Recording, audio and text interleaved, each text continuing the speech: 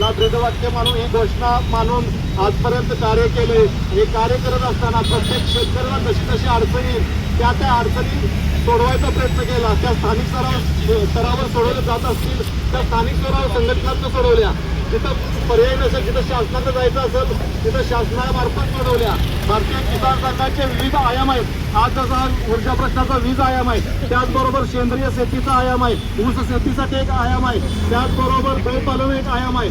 म्हणजे शेतकऱ्याच्या प्रत्येक दैनंदिन जीवनातल्या प्रत्येक गोष्टीला सोल्युशन सोडवण्याचं काम भारतीय किसान संघ करतोय, तळागाळात जाऊन करतोय। आणि ज्या ठिकाणी त्याला गरज पडत शासन स्तरावर तर आपल्या या ताकदीच्या माध्यमातून आपण शासन स्तरावर जाऊन ते प्रश्न सोडवतोय। तर येणाऱ्या काळात हे जर आपलं संघटन असंच वाढत राहिलं तर प्रत्येक शेतकऱ्याला न्याय मिळेल, शेतीला प्रतीचे दिवस येतील, आपल्या समस्या सुटतील आणि शेतकऱ्याला सोडण्याचे दिवस येतील। आपली शेती सुजलाम सुफलाम होईल आणि या माध्यमातून आपल्या हातून भारत मातेची सेवा घडेल। तर यासाठी आपण संघटनात उतरावं। भारतीय किसान संघाच्या झेंड्याखाली प्रत्येक शेतकऱ्यांनी एकत्र यावं असं मी आवाहन करतो।